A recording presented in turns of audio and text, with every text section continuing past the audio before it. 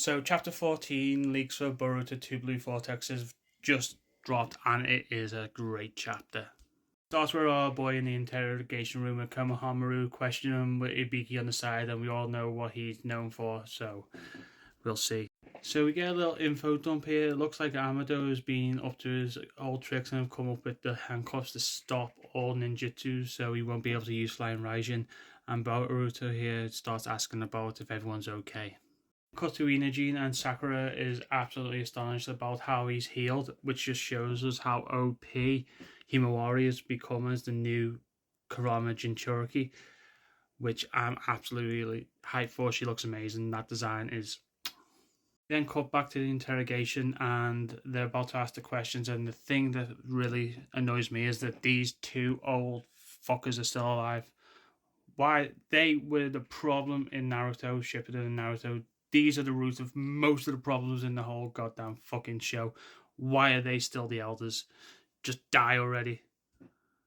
We then move on to find that Ada is listening in to the interrogation and then passing the information to Kawaki and Damon. Damon starts to tease Kawaki, saying that if Boruto starts coming out with the truth and tells everyone that it was Kawaki that kidnapped Naruto and Hinata, that his plan may fall apart, but he just is under the assumption that omnipotence is taking full effect and it won't matter anyway. And all he's bothered about is if Momoshiki starts to rear his head in Boruto, and if he does, he'll kill him. And that's all he cares about at the moment. So Boruto goes on to explain to Konohamaru that the Shinju are divine trees that now have self-awareness and no longer are just based on instinct and just destruction. So this is more of a problem now. Boruto goes on to say that each Shinju has a target. Moegi's Shinju being Konohamaru, and Hidari Sasuke's Shinju is Sarada. And Amado concludes that they are after them for more information to become more substantial. Finally get confirmation that Jora is not like the other Shinju. He has not consumed another person within a tree and taken on their personality. He is the Ten Tails incarnation. He's the core member, and this is really intriguing because he looks like Jigen, but is he in Shiki, or is he just a completely new being and it's just the similarities there? So it goes on for a bit of interrogation, and Boruto gives as much information as he's got, and when he asks where he got that information from, he doesn't tell them. But the interesting thing here is that Amado's reaction. He knows Kashin Koji has a Shinjitsu, but he doesn't know which one, so maybe he already knows what he gave Kashin Koji, but he doesn't know it's activated. So this is very telling and intriguing, this panel here.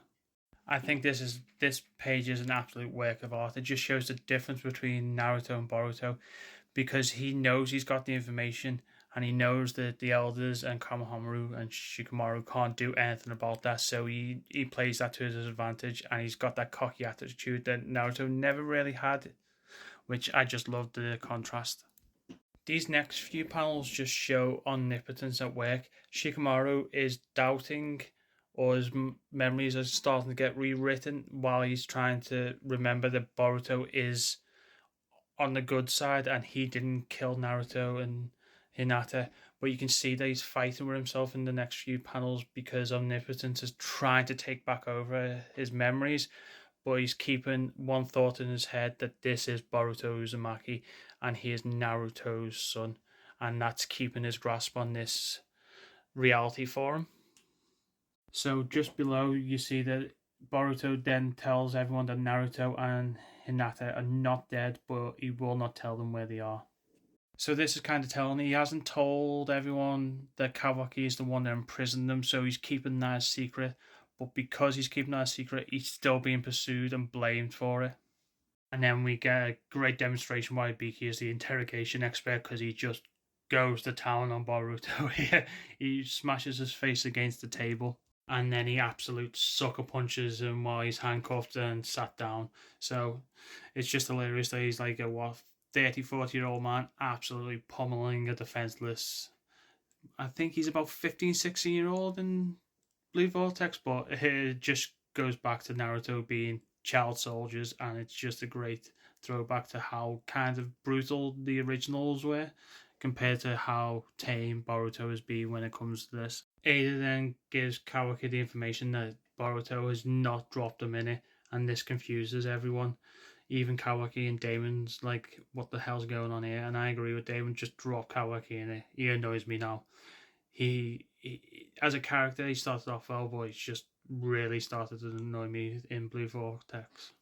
Shikamaru knows he needs to get Boruto out of that interrogation, so he sends Mitsuki in there. And from a few chapters before, Mitsuki starts to doubt his own memories as Boruto showed him that Kawaki is not his son, and he's not going to shine brightly with him, and that Mitsuki needs to realize that he can be his own son and doesn't need shining light from everyone else. But this is a good parallel to what we saw in chapters before. So Boruto kind of grasps what's going on here and provokes Mitsuki, but knowing that Mitsuki is on his side, in saying, "Are you still a fool looking for a false son?" Which Mitsuki goes into full sage mode, and it still looks amazing. He's like one of the best looking sages out there. As Mitsuki attacks Boruto, he uses a snake to unlock the handcuffs to allow Boruto to use his flying Raijin to get out there. As I said, as soon as he's able to, he uses his flying thunder god to teleport out of there without Kamehameru or Ibiki knowing it was Mitsuki who let him go. However, he teleports to get Sasuke's sword and Sasuke's cape because he can't go anywhere without them. The elders are not happy with this and say that Shikamaru will have repercussions, which, to be fair, these two need to get popped off. I really hate these two characters. The chapter ends with Shikamaru getting a message from Konkoro from the sand asking for his help because something has happened to Gaara and Shinki, which we all theorized it was going to be. The new Shinju is going to be probably Shinki.